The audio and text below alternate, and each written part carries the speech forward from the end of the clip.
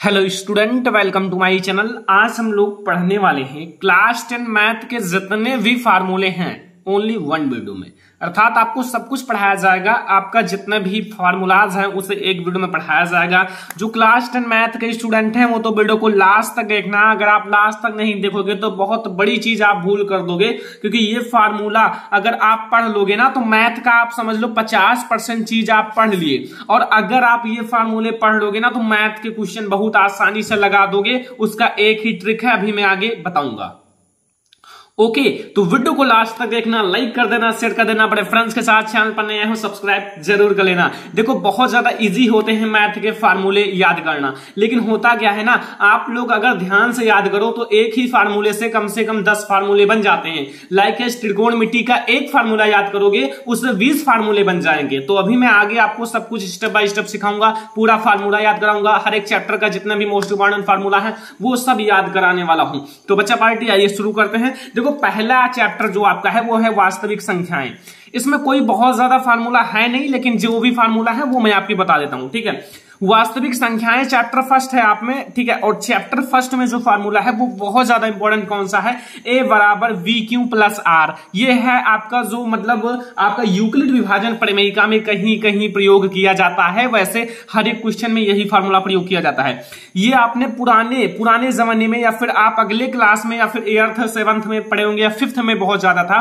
भाज्य बराबर भाजक गुणे भागफल प्लस शेषफल, उसी को आपको मतलब ABCD के रूप में लिख दिया गया है। भाज्य को A कहा गया है, भाजक को V कहा गया है, भागफल को Q कहा गया है एंड शेषफल को R कहा गया है। ओके, कोई प्रॉब्लम, कोई अगर आपको कंफ्यूजन हो तो बताना। वैसे ये फार्मूला इतना ज्यादा इजी है। अगर आप देखो, अगर a बराबर वी क्यू प्लस आर, यानी कि भाज्य जो होता है वो भाजक गुणे भागफल प्लस शेषफल के बराबर होता है। ओके, कोई दिक्कत तो नहीं है, समझ में आया। जैसे अगर आप सोचो यहां कहने का क्या अर्थ है कि जैसे आपका यहां, अब आगे देखो, चलो फिर आपको पूरा क्वेश्चन अगर आप समझोगे, अगर आप इसका क्वेश्चन लगाए होंगे तो सब कुछ जानते होंगे। दूसरा फार्मूला है दो संख्याओं का गुणनफल बराबर होता है HCF इंटू LCM। ये फार्मूला आपने पढ़ा है कि नहीं? पढ़ा होगा। अगर आप दो संख्याओं का गुणनफल करोगे तो वो बराबर होता है, ये बराबर होता है HCF इंटू LCM।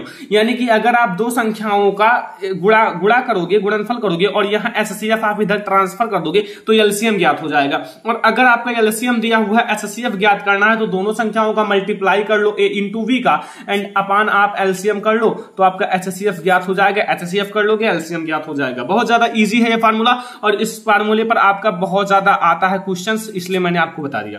तो ये दो फार्मूले आप लर्न कर लो, अगर नहीं लर्न हो रहा है तो भी याद कर लो, बहुत ज्यादा इंपॉर्टेंट है ये दो फार्मूले आपके रियल नंबर यानी कि वास्तविक संख्याएं से।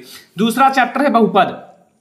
ठीक है, अब बहुपद में आपके फार्मूले हैं। देखो पहला है शून्यांकों का योग। यहाँ अल्फा प्लस बीटा, ये शून्यांक है अल्फा प्लस बीटा, और अल्फा प्लस बीटा होता है बराबर v माइनस वी अपान ए। यहाँ माइनस वी अपान ए मैंने क्यों लिखा है, देखो बच्चा पार्टी आपको समझना है। जैसे अगर आपका एक समीकरण है, समीकरण आपका जैसे कोई भी है, समीकरण आपका कोई भी है, लाइक एज आपका समीकरण मैं मान लेता हूं, यहां देखो ax², ठीक है, -6x एंड -6।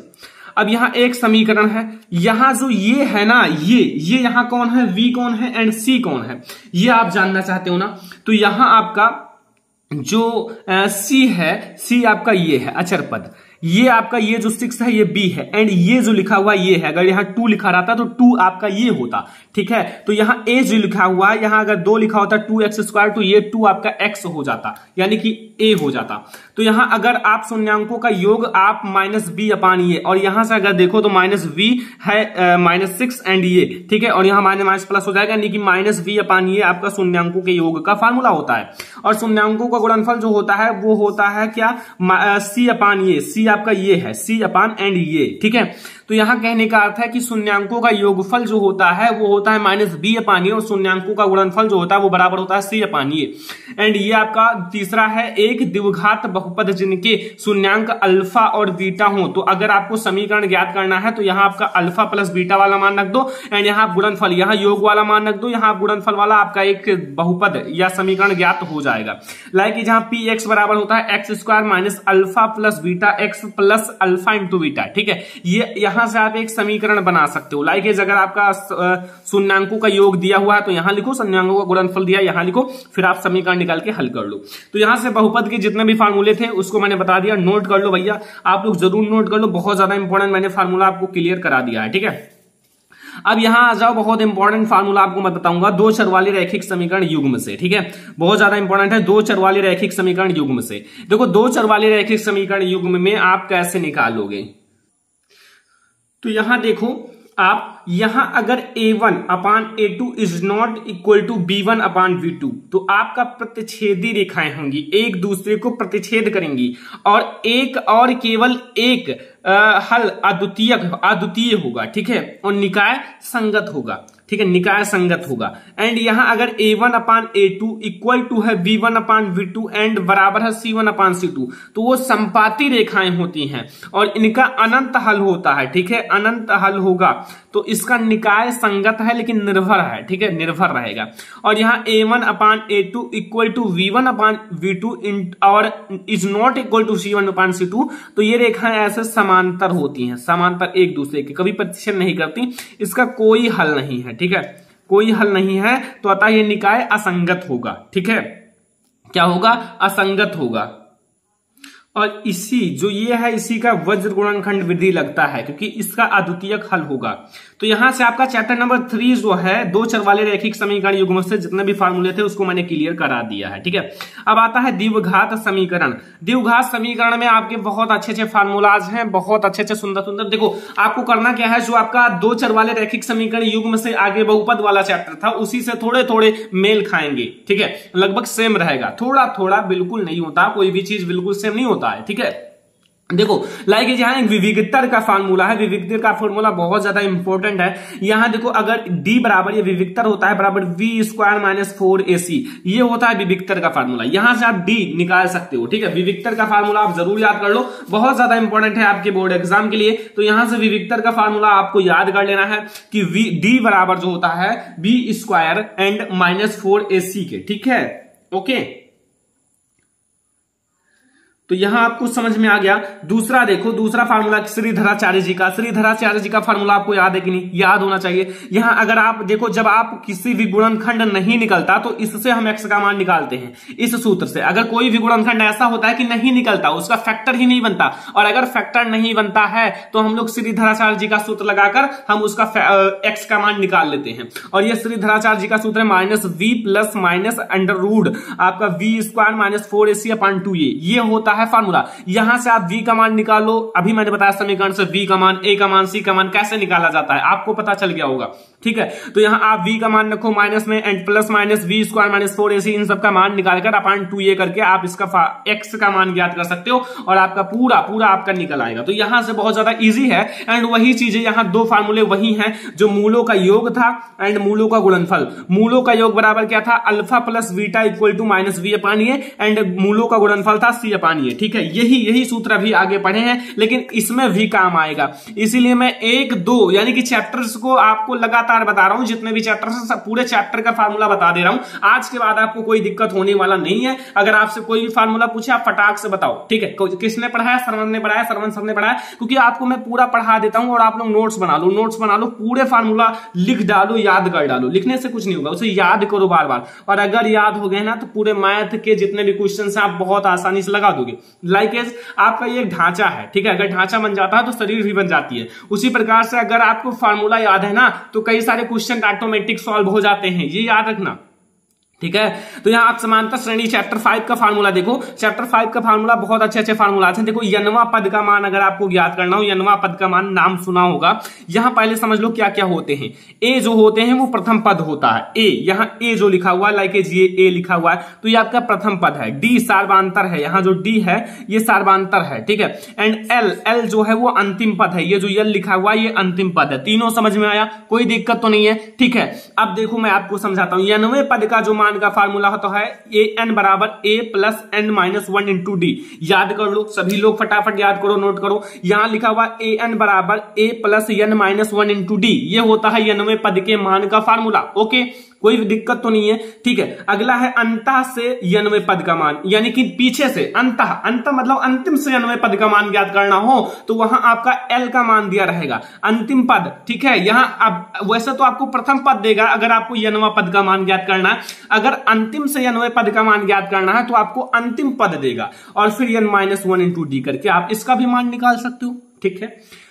अगला देखो, कितना भी अच्छा आप वीडियो इससे देखोगे लेकिन आप लोग इसे नोट कर लोगे, याद कर लेना, ठीक है। देखो प्रथम यन पदों का योग का फार्मूला सुना है, यस यन बराबर जो होता है 1/2 एंड यहां n a+1, ये देखो a प्लस यल, ये अगर अंतिम पद दिया हो तब यल वाला फार्मूला लगाना, अगर अंतिम पद नहीं दिया हो तो ये वाला फार्मूला लगाना, ठीक है। ज्यादा यही फार्मूले लगते हैं, n/2 फिर बड़ा bracket 2a plus n-1 into D. अगर आपका प्रथम पद दिया हुआ है तो ये फार्मूला लगाना, अंतिम पद दिया हुआ है तो यल वाला फार्मूला लगाना। यहां से आपका समांतर श्रेणी का 3 फार्मूला था, एक तो यनवे पद का मान होता है an बराबर a plus n-1 into D, and एक होता है अंत से यनवा पद l-n-1 इंटू डी, एंड एक होता है पदों का योग का फार्मूला Sn बराबर 1/2 and n a plus l, ये होता है अंतिम वाला। लेकिन अगर आपको अंतिम पद नहीं दिया है, प्रथम a पद दिया हुआ है तो n/2 एंड बड़ा bracket 2a plus n-1 into D, ठीक है। 5 चैप्टर तक आपका फार्मूला हो गया क्लियर। अब आपको कोई दिक्कत नहीं होगा, सभी लोग नोट कर लो फटाक से, ठीक है। ये 6वें चैप्टर में कौन कौन से फार्मूले हैं बच्चा? देखो 6वें चैप्टर में कोई फार्मूला नहीं है लेकिन 2 फार्मूले हैं, उसे आपको सिद्ध करना है। लाइक स्थल्स परमीय AD/dV बराबर AE/EC, ये आपको सिद्ध करना है, प्रूव करना है, ठीक है। प्रूफ करना है, इसे आप प्रूव करना सीख लेना। एक होता है पाइथागोरस प्रमेय, कर्ण स्क्वायर बराबर लंब स्क्वायर प्लस आधार स्क्वायर, इससे भी आप प्रूव कर लेना। इसमें कोई ऐसे फार्मूले नहीं है कि फार्मूले पर आपके सवाल आए, ऐसा नहीं है। आपको इसको प्रूव करना सीखना है क्योंकि आपके बोर्ड एग्जाम में 4 नंबर में प्रूव करने के लिए आता है, इसीलिए मैंने आपको इसे बता दिया। और अगले चैप्टर में बहुत सारे फार्मूले हैं। जिस चैप्टर नंबर 6 है ट्रायंगल में जितने भी चीजें प्रूव करने वाली हैं उसे लगा लो और उसी से रिलेटेड क्वेश्चंस आएंगे, कोई फार्मूला नहीं है, याद रखना, ठीक है। ये 2 आप लोग जरूर प्रूव कर लेना, इसमें से एक जरूर देखने को मिलेगा 4 नंबर का, ठीक है, जरूर 100% मैं कहता हूं मिलेगा। ओके, अब आपके ऊपर है निर्देशांक ज्योमेट्री, चैप्टर नंबर 7, बहुत सारे फार्मूलाज हैं इसमें और बहुत अच्छे से समझाने वाला हूं। देखो अगर 2 बिंदुओं के बीच की दूरी ज्ञात करना है, अर्थात डी ज्ञात करना है, डिस्टेंस यानी कि दूरी, तो आपको फार्मूला लगाना है अंडर रूट, याद रखो भाई, ठीक है। अगर आप पढ़ोगे तो सब कुछ याद रहेगा। Under root x1 minus x2 का square plus y1 minus y2 का स्क्वायर, ये होता है अगर दोनों के बीच की दूरी ज्ञात करना हो। ओके, जल्दी से नोट करो, फिर मैं आपको सभी फार्मूला आपका क्लियर कराता हूं। फार्मूला में आज के बाद कोई दिक्कत रहेगा नहीं, अगर कोई दिक्कत रहेगा तो फिर मैं क्लियर करा दूंगा, ठीक है। यहां दोनों बिंदुओं के बीच की दूरी, ठीक है, ये फार्मूला होता है। अगला देखो, यहां लिखा हुआ है 2 बिंदुओं x1, y1 तथा x2, y2 को m1 अनुपात m2 के अंतः अनुपात में विभाजित करने वाली रेखा बिंदुओं के निर्देशांक। ये देखो, ये आपको फार्मूला जरूर याद रखना है, m1, ठीक है, m1 x2 plus m1 x1 upon m1 plus m2 and comma आपका है यही, ये वाला फार्मूला है x1 एंड y1, और फिर यहां m1 y2 plus m2 y1 फिर m1 प्लस m2, नीचे आपको m1 प्लस m2 ही रखना है और यहां m1 m2 केवल x2 आपको यहां कर देना है, यहां y2 कर देना है, यहां x1 कर देना है, यहां y1 कर देना है। यानी कि इधर आपको x वाली चीजें लिखनी है, इधर आपको y वाली चीजें लिखनी है। बहुत ज्यादा इंपॉर्टेंट फार्मूला है, इस पर आपके क्वेश्चंस पूछे जाते हैं, इसलिए याद रखना, बहुत ज्यादा इंपॉर्टेंट है आपकी बोर्ड एग्जाम के लिए। 2 बिंदुओं x1, y1 तथा x2, y2 को m1 अनुपात m2 के अंतः अनुपात में विभाजित करने वाली बिंदुओं का निर्देशांक, ठीक है, याद कर लेना, बहुत ज्यादा इंपॉर्टेंट है, आपके बोर्ड एग्जाम में इस पर आएंगे। 2 बिंदुओं के मध्य बिंदु का निर्देशांक, जैसे 2 बिंदु हैं उनके मध्य बिंदु का निर्देशांक ज्ञात करना हो तो x1 प्लस x2 अपान 2, ठीक है, and comma y1 plus y2 अपान 2, ठीक है। यहां से आपको निर्देशांक मिल जाएंगे। लाइक अगर आप सॉल्व करोगे तो 1 कॉमा और इसका 3 आया तो 1,3 निर्देशांक हो गया, ठीक है। यहां मान रखो फिर इसका निर्देशांक हो गया। लाइक 5,8 निर्देशांक आया, यही निर्देशांक हो जाएगा। तो यहां आप 2 बिंदुओं के मध्य बिंदु का निर्देशांक इस टाइप से ज्ञात कर सकते हो। कोई कंफ्यूजन, कोई दिक्कत तो नहीं है, ठीक है। अब त्रिभुज के केंद्रक का निर्देशांक, त्रिभुज के केंद्रक का निर्देशांक कैसे ज्ञात करोगे? x1 plus x2 plus x3 अपान 3, और यहां अगर x4 होता तो अपान 4 करते, क्योंकि जितनी आपकी बढ़ती जाएंगी उतना नीचे बढ़ता जाएगा। 1 2 3 है इसलिए मैंने 3 कर दिया। अगर 5 होता तो 5 कर देता, 6 होता तो 6 कर देता। y1 plus y2 plus y3 अपान 3, ठीक है, ओके, बहुत ज्यादा इजी है। अगर आप इसका x1 x2 x3 ये बहुत इजी होते हैं। अगर आपका इसका 2 मान आया, इसका 5 मान आया, ठीक है, इसका जैसे 7 हो गया, 7 2 मान आया अपान 3, तो ऐसे आप इसका मान ज्ञात करोगे तो लाइक यहाँ 9 हो गया बटे 3 यानी कि 3 आ गए, और ऐसे आपका 4 ही आ जाएगा तो 3,4 इसका निर्देशांक हो जाएगा। बहुत ज्यादा इजी इस पर क्वेश्चन होते हैं, लेकिन आप लोग अगर ध्यान से पढ़ोगे, जब आप इस चैप्टर पर पहुंचेंगे तब कहोगे सर आपने बहुत इंपॉर्टेंट चीज बता दिया कि सूत्र याद कर लें, ठीक है। यहाँ त्रिभुज ABC का क्षेत्रफल, त्रिभुज ABC का क्षेत्रफल आप कैसे निकालोगे? 1/2, फिर आपको बड़ा ब्रैकेट लगाना है x1, फिर आपको ब्रैकेट लगाना है y2 माइनस y3, फिर प्लस लगाना है x2। x को आपको बाहर ही रखना है, जैसे x1 x2 x3, बीच में केवल फंडा किसका है? y का। तो यहाँ x1 लिखो, यहाँ x2, यहाँ x3, ठीक है। यहाँ 23 लिखो, यहाँ 31 लिखो, यहाँ 12 लिखो। लाइकेज मैंने क्या लिखा है? यहां x1 plus x2 plus x3 लिखे, फिर ब्रैकेट में 23 मैंने क्या कहा? y2 माइनस y3 लिखो। 23 मतलब ये 2 मतलब y2 रहेगा y3, फिर बीच में 31 लिखना है y3 माइनस y1, फिर आपको 12 लिखना है y1 माइनस y2। बस ये याद हो जाएगा, बहुत ज्यादा इजी ट्रिक है, अगर आप थोड़ा अप्लाई करोगे तो याद हो जाएगा, ठीक है। या फिर आप एक और ट्रिक याद कर सकते हो, 1 2 3 123 231 एंड 312। देखो 123 से x1 and y2 minus y3, और 331 से x2 बाहर करो, y3 माइनस y1, और 312 से x3, फिर y1 एंड माइनस y3। अब भाई इतना आपको याद करना पड़ेगा। तो यहां से आपको निर्देशांक ज्योमेट्री के जितने भी फार्मूलाज थे उतना मैंने बता दिया, आप लोग जरूर देखो, याद करो फटाक से, ठीक है। तो ये था आपके फार्मूला निर्देशांक ज्योमेट्री का। अब हम लोग भैया आ गए हैं बहुत इंपॉर्टेंट चैप्टर पर, वो है हाइट एंड डिस्टेंस और त्रिकोणमिति। इन दोनों का चैप्टर का फार्मूला एक में कंबाइन है, जुड़ा हुआ है, क्योंकि बच्चा पार्टी इन दोनों का फार्मूला एक ही जैसा होता है, साइन कॉस टेन यही सब होते हैं, ठीक है। अब देखो कैसे आपको करना है। लाइक जो साइन थीटा होता है वो बराबर होता है लंब बटे कर्ण के, एंड कॉस थीटा होता है किसके बराबर होता है? कॉस थीटा आधार बटा कर्ण के, एंड टेन थीटा होता है लंब बटा आधार, ठीक है, याद हो जाएगा। यही आपको के ये लाल बट्टे कक्का से याद करना है। लाइक एज लंब बटे कर्ण आपका साइन होता है, ये लंब हो गया, ये कर्ण साइन होता है, एंड आधार बटा कर्ण होता है कॉस, एंड एल बटा ए यानी कि लंब बटा आधार होता है टेन। ये आपका साइन है, पहला वाला साइन है, ये आपका कॉस है, ठीक है, ये आपका टेन है। अब इसी का उल्टा कर लोगे तो कॉट, जैसे कॉट का उल्टा क्या होता है बच्चा पार्टी? कॉट का उल्टा टेन होता है, तो टेन का उल्टा आधार बटे लंब होगा, आधार बटे लंब, एंड सेक का उल्टा होता है कॉस, तो कर्ण बटे आधार, इसी का उल्टा कर दिया गया, ठीक है।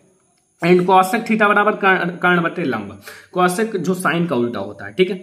तो यहां से आपको ये सारी चीजें पता चल गई, ओके। तो ये है आपका थोड़ा सा फार्मूला। यहां आप और देख लो, यहां 90 माइनस थीटा वाला, जैसे साइन 90 माइनस थीटा बराबर होता है cos theta, sine 90 minus theta बराबर क्या होता है स्टूडेंट? कॉस थीटा, और सेक 90 माइनस थीटा बराबर क्या होता है? Minus cosec theta. Sec 90 minus theta बराबर क्या होता है? कॉसेक थीटा, और कॉस 90 माइनस थीटा बराबर क्या होता है? साइन थीटा, माइनस में साइन थीटा, और कॉट 90 माइनस थीटा बराबर क्या होता है? टेन थीटा, और टेन 90 माइनस थीटा बराबर क्या होता है? माइनस कॉट थीटा, एंड यहाँ कॉसेक 90 माइनस थीटा बराबर क्या होता है? सेक थीटा, ठीक है। ये आप थोड़ा नोट कर लेना, याद कर लेना। और इसको तो मैंने ऑलरेडी पढ़ा दिया है, अगर आपने नहीं पढ़ा इस टेबल को तो देख लेना, बहुत अच्छी ट्रिक बताया है, जिंदगी भर याद होगे, याद करोगे, और बहुत अच्छे से बताया। वैसे मैं बता दूं, ये आपका कोण है sine cos tan cot sec cosec, ठीक है, इसको ऑलरेडी पढ़ाया गया है, जरूर देखना। अगर आप नहीं जानते हो तो श्रवण लेक्चरर सर्च कर लेना, त्रिकोणमिति टेबल कैसे याद करें भाई श्रवण लेक्चरर, आपको वीडियो मिल जाएगा। तो यहाँ 0 डिग्री है, यहाँ 30 डिग्री, यहाँ 45 डिग्री, यहाँ 60 डिग्री, यहाँ 90 डिग्री। साइन 0 डिग्री का मान होता है 0, साइन 30 डिग्री का मान होता है 1/2, साइन 45 डिग्री का मान होता है 1/√2, एंड साइन 60 डिग्री का मान होता है √3/2, एंड साइन 90 डिग्री का मान होता है 1। ऑलरेडी मैंने याद करने का ट्रिक बता दिया है, जरूर देखना। फिर इसी का आप उल्टा कर लो, 90 का इसका 0 के बराबर होगा, फिर यहाँ देखो एक इधर आ गया, फिर यहाँ √3/2 यहाँ आ गया, फिर ये तो बराबर होते हैं 1/√2, फिर 1/2 इधर आ जाएगा एंड 0 इधर आ जाएगा। ये इसका उल्टा चलता है। अब इसको साइन जो आपका tan होता है, tan वो बराबर किसके होता है, sin θ/cos थीटा। तो साइन θ/cos थीटा को आप भाग दे दो, साइन में आप cos से भाग दे दो, आपका उत्तर आ जाएगा। लाइक एज साइन यानी कि 0 में आप 1 से भाग दोगे 0 आएगा, फिर इसी को भाग दोगे सब आ जाएगा। 1/√2 √3 आपका 30 डिग्री का मान होता है tan 45 डिग्री का मान 1 होता है, tan 60 डिग्री का मान √3 होता है एंड tan 90 डिग्री का मान इनफाइनाइट होता है। cot 0 डिग्री का मान इनफाइनाइट होता है, cot 30 डिग्री का मान √3 होता है एंड cot 45 डिग्री का मान 1 होता है एंड cot किसका 60 डिग्री का मान 1/√3 होता है एंड 0 होता है 90 डिग्री का मान। ये cot जो होता है tan का उल्टा होता है, अगर आप tan का उल्टा कर दोगे आ जाएगा, अगर 0 का उल्टा करोगे इनफाइनाइट आएगा, 1/√3 का उल्टा करोगे √3 आएगा, 1 का उल्टा करोगे 1 आएगा, वही उल्टा करोगे। sec जो होता है वो cos का उल्टा होता है, अगर आप cos का उल्टा करोगे sec का मान आ जाएगा, 1 का उल्टा 1 होता है, √3/2 का उल्टा होता है 2/√3। ठीक है, ये सारे मान बहुत इजी है निकालना, ऑलरेडी बताया गया है। यहाँ 1/√2 का उल्टा होता है √2 एंड 1/2 का 2 होगा। ठीक है, उल्टा कर लोगे। अब भाई 1/2 अगर लिखा हुआ है तो इसका उल्टा करोगे तो 2 ही तो आएगा, 2/1 1 का कोई मतलब नहीं होता। फिर 0 का उल्टा करोगे इनफाइनाइट। ठीक है, फिर cosec का 0 डिग्री का मान इनफाइनाइट होता है, ये साइन का उल्टा होता है। ठीक है, cosec एंड यहाँ देखो यहाँ 1/2 है, यहाँ 2 हो गया, उल्टा कर दिया गया। cosec 30 डिग्री, cosec 45 डिग्री का मान यहाँ देखो इसका उल्टा किया गया √2 एंड 2/√3 एंड 1, इसका आप उल्टा कर लोगे। ये देखो पहले ये आया, फिर ये आया, फिर ये आया, फिर ये।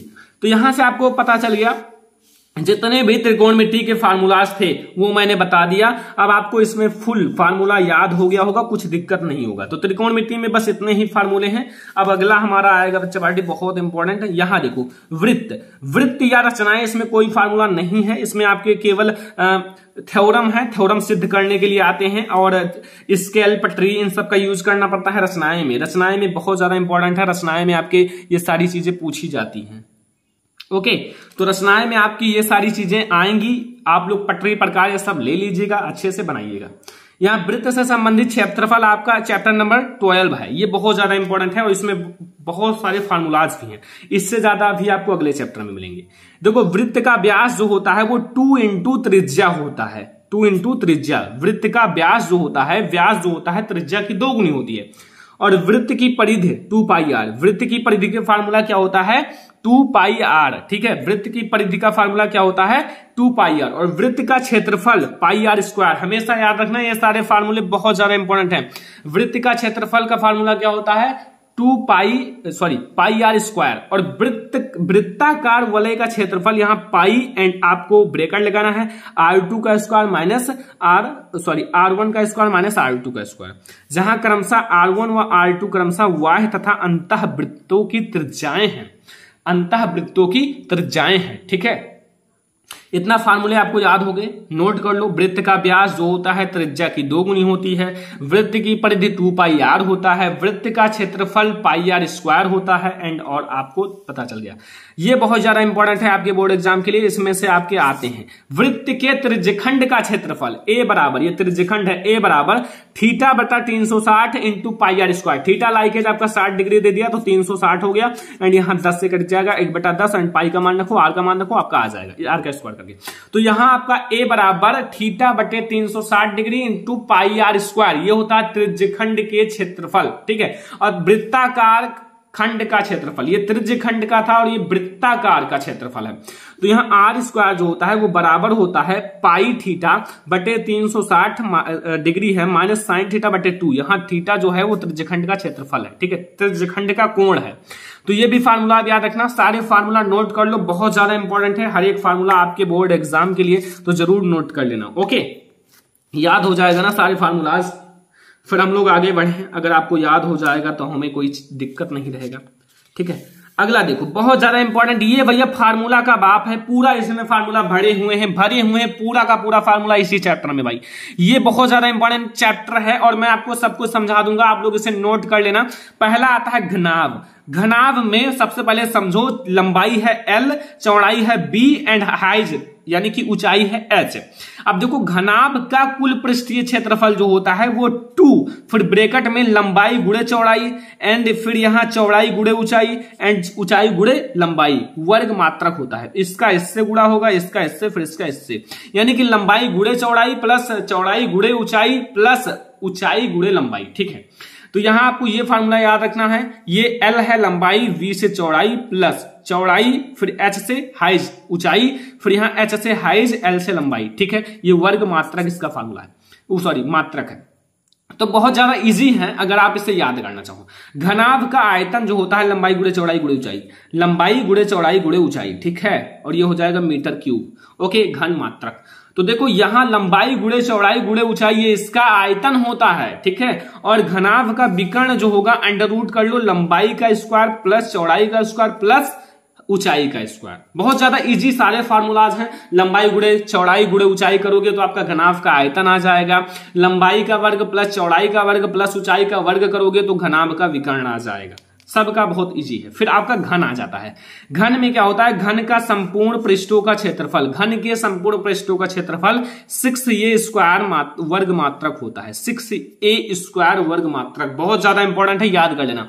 6a स्क्वायर वर्ग मात्रक। घन का आयतन 6a क्यूब होता है। देखो आयतन मतलब 3 चीजों का गुणा होता है, लंबाई गुणे चौड़ाई गुणे ऊंचाई, और इसमें जो होता है लंबाई गुणे चौड़ाई केवल होता है क्षेत्रफल में, तो यहां स्क्वायर हो जाता है, लेकिन यहां लंबाई गुणे चौड़ाई गुणे ऊंचाई किया जाता है तो यहां क्यूब हो जाता है, तो 6a क्यूब हो जाएगा और इसमें 6a स्क्वायर हो जाएगा, और इसमें विकर्ण में √3/a। ठीक है, √3 × a।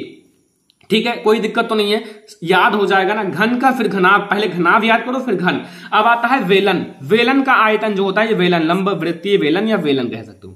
वेलन का आयतन होता है πr²h, πr²h, एंड वक्र पृष्ठ होता है 2πrh, 2πrh। ठीक है, याद कर लेना, इन सब पर बहुत ज्यादा क्वेश्चन आते हैं। 2πrh एंड वेलन का आयतन होता है πr²h एंड संपूर्ण पृष्ठ जो होता है 2πr × h+r। 2πr फिर आपको ब्रैकेट में रखना है h+r। ठीक है, याद हो जाएगा, याद हो जाएगा ना, कुछ है नहीं। अगर आप ध्यान से पढ़े होंगे तो इसमें कुछ नहीं है, आपको याद भी हो जाएगा। और आप सर मुझे याद हो गया, और अगर आप याद कर लोगे तो मैंने कहा है 50% काम आप मैंने मैथ में कर लिया। बहुत ज्यादा इंपॉर्टेंट चीजें हैं और मैंने बहुत मेहनत करके बनाया है। ठीक है, बहुत ज्यादा, बहुत सारी बुक ढूंढी है, फिर उसमें से लिखा है, बहुत सारी बुक मैंने परचेज किए हैं, मैंने काफी मेहनत करके इसे बनाया है कि पूरा पूरा निचोड़ आपको मिल जाए मैथ का। क्योंकि मैथ आपको मैं बहुत कम पढ़ाता हूं, तो मैथ का मैं सोचता हूं ऐसा ऐसा वीडियो लाऊं कि निचोड़ मिल जाए। लाइक एजाज फार्मूला कल आया, कल मैं पूरे बुक के जितने भी क्वेश्चन है उसमें इंपॉर्टेंट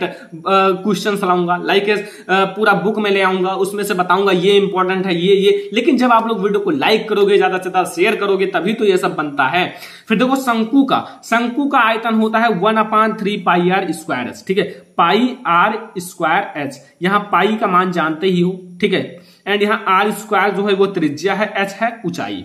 फिर वक्र पृष्ठ होता है πrl, संपूर्ण पृष्ठ होता है πr, फिर यहां आपको पता है l+r। ठीक है, r को जानते ही हो, त्रिज्या है। ठीक है, और L आपको पता है लंबाई है। कुछ है नहीं, सब कुछ याद होगा, लेकिन अब आप लोगों को मैं बता दूं कि ज्यादा इजी लगे, आपको हमेशा याद रहे। ओके, तो आ जाओ फिर और देख लेते हैं। अगला है तिरछी ऊंचाई। अगर तिरछी ऊंचाई ज्ञात करना तो L बराबर आपका r² + l², ये ऊंचाई है, और r² + h²। ठीक है, तिरछी ऊंचाई है ये, और यहां R, H, L शंकु की क्रमशः त्रिज्या है। ये जो R है त्रिज्या है, और ऊंचाई व तिरछी ऊंचाई है। H जो है, H यहां तिरछी ऊंचाई है, तिरछी ऊंचाई। ठीक है, तो चलो फिर शंकु का भी ज्ञात हो गया। अब आओ गोला का बात करते हैं। गोले का आयतन जो होता है ना, वो 4/3πr³ होता है। गोले का आयतन 4/3πr³ होगा, मतलब 4/3πr³। ये होता है आयतन। क्यूब लगा रहेगा तो आयतन होगा, एंड स्क्वायर लगा रहेगा तो आपका क्षेत्रफल होगा। तो यहाँ गोले का संपूर्ण पृष्ठ 4 पाई आर स्क्वायर होता है। अब अर्ध गोले का आयतन, तो इसका अगर 2 से आप भाग दोगे तो यहाँ 2 से 2 कट जाएगा, तो यहाँ 2/3 पाई आर क्यूब हो जाएगा इसी को, ठीक है। एंड अर्ध गोले का संपूर्ण पृष्ठ यहाँ 3 पाई आर क्यूब, अर्ध गोले का संपूर्ण पृष्ठ का क्षेत्रफल जो आपका होगा वो होगा 3 पाई आर क्यूब, और अर्ध गोले का आयतन। अगला आता है जो आपका शंकु छिन्नक। शंकु छिन्नक के जो फार्मूले हैं वो हार्ड भी हैं एंड इससे जो क्वेश्चन आते हैं हार्ड भी आते हैं, ठीक है। लेकिन थोड़ा सा अगर आप माइंड लगाओगे तो इजी हो जाएंगे। देखो शंकु छिन्नक में मैं आपको सब कुछ समझाता हूं, कोई दिक्कत है नहीं, ठीक है। शंकु छिन्नक, शंकु छिन्नक का आयतन जो होता है, आयतन आपको पता है कि पाई h/3 एंड बड़ा ब्रैकेट आपको R square plus R square, आपको ये एक आर है, ये कैपिटल है, फिर स्मॉल आर स्क्वायर, फिर capital R into small R. अब यहां आपको समझ में आ गया। अब कैपिटल आर और स्मॉल आर का क्या रिलेशन है, माना शंकु के छिन्नक का आधार शीर्ष वृत्तीय सिरों की त्रिज्याएं, जो छिन्नक के आधार शीर्ष, जो शीर्ष है एंड सिरा दोनों होते हैं, शीर्ष और सिरा, तो शीर्ष को आर कैपिटल आर से और सिरा को स्मॉल आर से, इन दोनों की त्रिज्याएं हैं, ठीक है। अब यहां आपको समझ में आ गया, यही चीजें थी। एंड शंकु का पृष्ठीय क्षेत्रफल पाई l/r प्लस आर, एक कैपिटल आर है एक स्मॉल आर है, ठीक है। यहां से आपको पता चल गया एंड बहुत ज्यादा इजी भी है। अगला देखो शंकु का संपूर्ण पृष्ठीय क्षेत्रफल क्या होता है। यहां शंकु का संपूर्ण पृष्ठीय पाई, फिर आपको capital R square plus small R square plus L plus फिर आपको बड़ा bracket R plus small R, capital R plus small R वर्ग इकाई, ठीक है। तो यहां से आपको ये समझ में आ गया, ये थे शंकु छिन्नक के जितने भी फार्मूलाज वो मैंने आपको बता दिया, ठीक है। अब आता है सांख्यिकी। सांख्यिकी से क्या क्या फार्मूले बनते हैं, एक होता है माध्य का फार्मूला, एक माध्यक का फार्मूला, एक बहुलक का फार्मूला, ठीक है। तो माध्य, माध्यक, बहुलक इसमें मेन होते भी हैं, ठीक है। तो आ जाओ अब हम लोग इसको देख लेते हैं, माध्य, माध्यक, बहुलक वाले फार्मूले को, क्योंकि बहुत ज्यादा इंपॉर्टेंट भी होते हैं। देखो माध्य बराबर होता है सिग्मा fx बटे सिग्मा f, यहाँ fx का मान है दिया रहेगा, fx का मान देगा, f का आपका मान निकला जाएगा, या फिर आप इसे कह सकते हो सिग्मा fi इंटू xi बटे सिग्मा fi, ठीक है। और यहाँ माध्यक का फार्मूला l प्लस एन बटे 2 माइनस CF बटे f एंड इंटू h दिया रहेगा, f दिया रहेगा, n दिया रहेगा, सब कुछ दिया रहेगा। और यहाँ बहुलक बहुत ज्यादा इंपॉर्टेंट है, इससे बड़े क्वेश्चन आते हैं, मैं आपको इससे अच्छे से समझा देता हूं। l प्लस l, तो इसमें भी जान जाओ बहुलक के वर्ग का निम्न सीमा है, बहुलक के वर्ग का निम्न सीमा। तो यहाँ l plus f1 minus f0 बटे 2f1 minus f0 minus f2 into h। अब मैं आपको यहां समझा दूं, f1 जो है वो क्या है, बहुलक की वर्ग की बारंबारता, बहुलक के वर्ग की बारंबारता, एंड f0 जो है, f0 वो है बहुलक वर्ग से ठीक पहले की बारंबारता। सब कुछ समझ में आएगा अगर ये चैप्टर पढ़ोगे। एंड f1 तो आपको बता दिया, f0 एंड f2 क्या है, बहुलक वर्ग के ठीक बाद वाले की बारंबारता, ये ठीक बाद वाले की बारंबारता है, एंड f0 ठीक पहले वाले की बारंबारता है, एंड f1 जो है बहुलक की वर्ग की बारंबारता। तो यहां से ये आपको समझ में आ गया, बहुत ज्यादा इजी था। लेकिन आप लोग इन सारे फार्मूले को नोट कर लो, इन सारे फार्मूलों को आपको जरूर नोट करना है, बहुत ज्यादा इंपॉर्टेंट है आपके बोर्ड एग्जाम के लिए, बहुत ज्यादा इंपॉर्टेंट। ओके, अब एक है प्रायिकता, लास्ट चैप्टर प्रायिकता में है पीई, ई के अनुकूल परिणामों की संख्या, जितने अनुकूल परिणामों की संख्या है, एंड प्रयोग में सभी संभव परिणामों की संख्या, जितने संभव परिणाम हो सकते हैं, head tail tail head tail tail head head, ऐसा संभव परिणाम जितने हो सकते हैं नीचे लिखना है, और जितने आपके अनुकूल परिणाम है वो ऊपर लिखना है।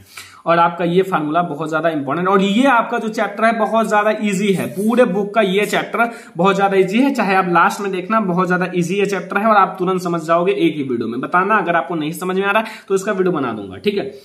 अब आपको पूरा जितने भी चैप्टर्स के फार्मूले थे उसको मैंने क्लियर करा दिया। अब आपका कोई भी फार्मूला नहीं बचता है, और इतना फार्मूला आपको याद कर लेना है, ठीक है। तो अगर आपको ये वीडियो पसंद आया हो, ज्यादा से ज्यादा लाइक करना, ज्यादा से ज्यादा शेयर करना अपने फ्रेंड्स के साथ, ठीक है। चैनल पर नए हो सब्सक्राइब कर लेना, और ऐसे ही वीडियो मैं आपको हमेशा देता रहता हूं, क्योंकि आप लोगों को ऐसे वीडियो की जरूरत है, ठीक है। तो चलो फिर मिलते हैं अगली वीडियो में, तब तक के लिए धन्यवाद।